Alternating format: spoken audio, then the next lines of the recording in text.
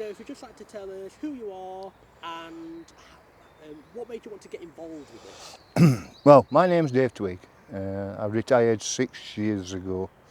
My son basically helped set up this group, if not set up this group, John Twigg, Twigg's Landscaping. So when I retired, I needed a bit of something else to do.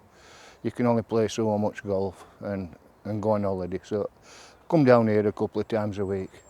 I like volunteering bit, I like helping out, but I'm not much for meetings. I had enough meetings in a lifetime to last me forever. You can cut all this, obviously.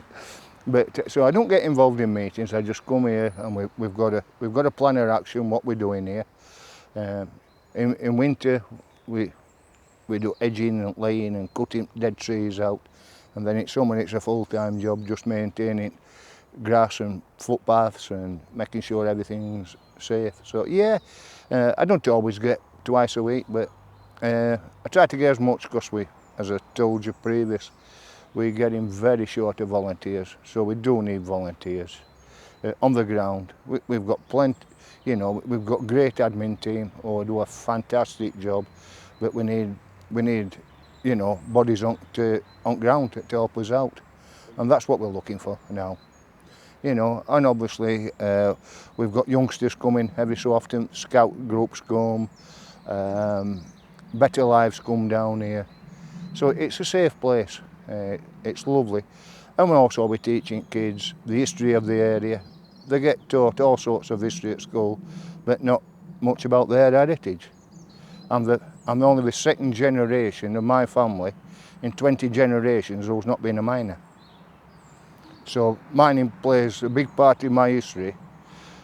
So I'd like to give a bit back for them, for my forefathers, but you would never get me down that mine.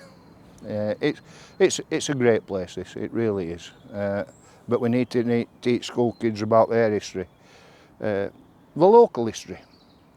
I don't know if you've ever been up to Usker. We're off there next, actually. You're all going to Usker next, yeah. That's such a tragedy, and the story's not told enough.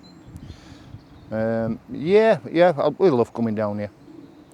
And I say, my grandson, he thinks it's fantastic.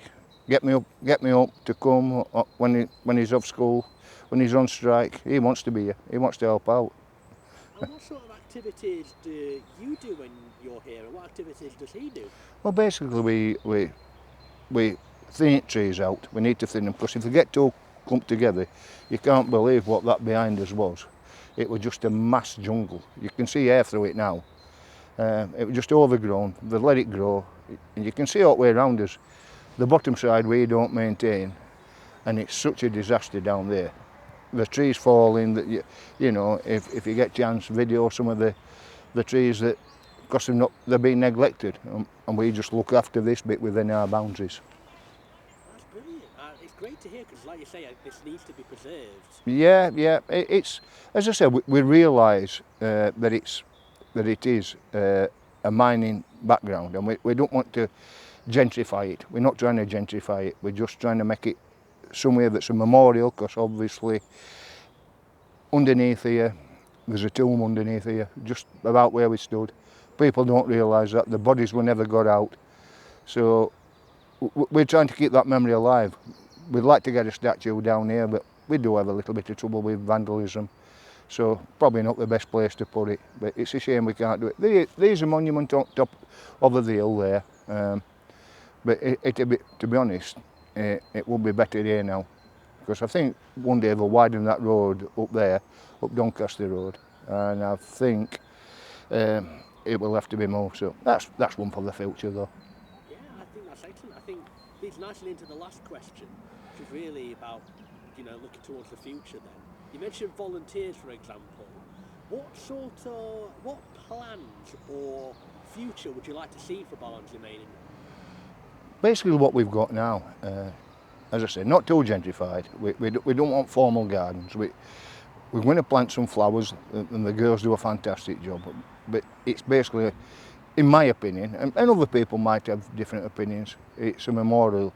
It's a memorial place. People can come and sit and think about the grandfathers, the fathers. We're all looking back at history now. So We've had people here from Australia, New Zealand, and we've kept in contact with some of them. So they know more about the history of this place than some local people.